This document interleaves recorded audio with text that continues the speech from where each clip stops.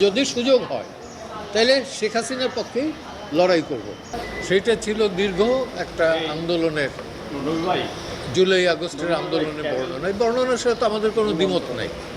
আমার প্রশ্ন হইল যে এইখানে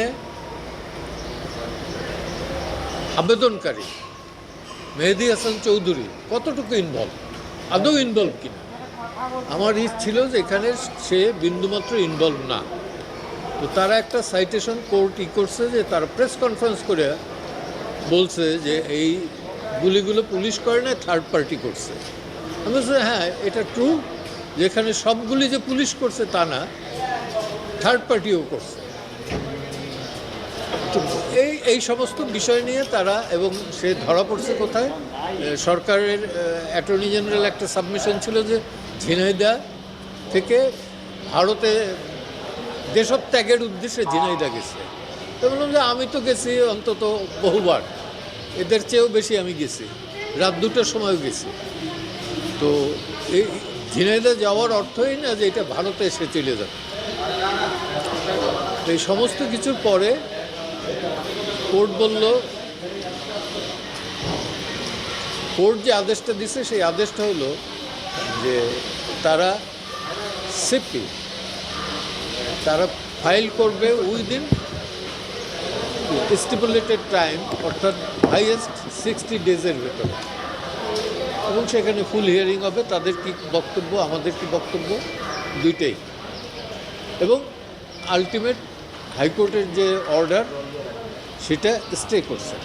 সেটা হচ্ছে যে আগে ছিল গণগ্রেপ্তার, এখন হলো গণমামলা।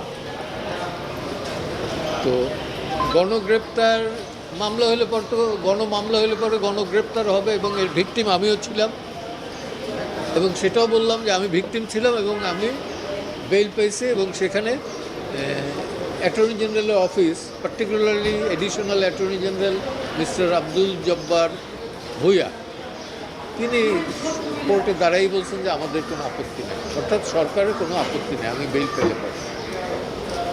তো সেটা আমি কোর্টকে বলছি যে আমি তো ছিলাম, এ আছে 84-এ, 156 অ্যাকিউজডের ভেতর, আমি ছিলাম 180-র ভেতরে 94-এ। এই হলো পার্থক্য। তো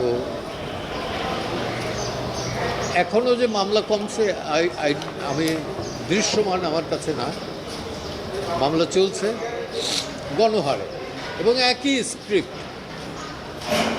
স্ক্রিপ্ট, চক্ষু নষ্ট হয়ে গেছে, পা নষ্ট হয়ে গেছে, অথবা মারা গেছে একজন, গুলি লাগছে একটা, কিন্তু এর পেছনে শতাধিক 200, 300, 500 লোক ইনভলভ।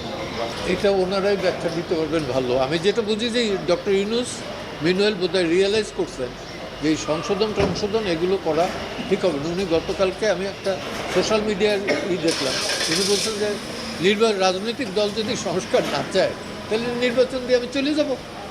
আক্ষেপের শুরু বলুক আর অভিমানের সুরে বলছেন এটা, এবং দিস দ্য রিয়েলিটি। এই গভর্নমেন্টের প্রাথমিক দায়িত্ব এবং একমাত্র ডিউটি হচ্ছে নির্বিঘ্নে লেভেল প্লেয়িং ফিল্ডে একটা নির্বাচন দেয় এবং গণতান্ত্রিক পদ্ধতিতে সেই সরকারের কাছে ক্ষমতা হস্তান্তর করে। Nothing else.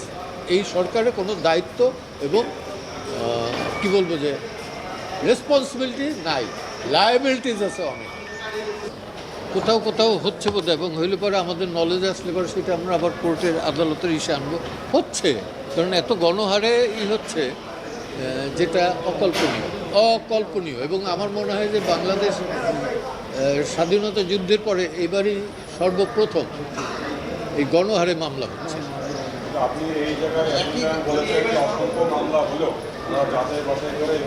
এটা আমি বলি অ্যাটর্নি জেনারেল।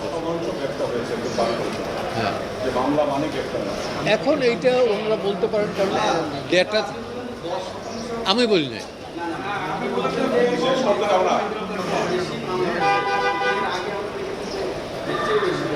তাই নাকি? আমার জানা ছিল না।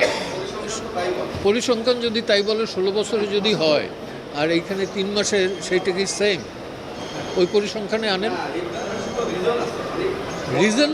রিজন আছে কি নাই এটা তো আমি বলি না, আমি বলছি যে সংখ্যাটা 16 বছরে যা হয়েছে 3 মাসে তুলনামূলকভাবে বেশি হয়েছে।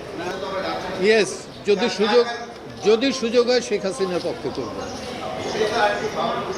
এই তো ক্লিয়ারলি বললাম যে যদি সুযোগ হয় তাহলে শেখ হাসিনার পক্ষেই লড়াই করব ট্রাইব্যুনাল কেন, সব মামলাতেই। ব্যর্থ কি এখন হয়ে যায় না? আপনি কি মনে করেন মিডিয়ার স্বাধীনতা আছে, গণমাধ্যমের স্বাধীনতা আছে পূর্ণ মাত্রায়? Not at all, I don't believe it. কিন্তু বললাম যে আজকে যা বইলে গেছে এটাই পুরোপুরি আসে কিনা সন্দেহ হবে। তারপরেও এরা রিকোয়েস্ট করছে দেখে আমি আসলাম।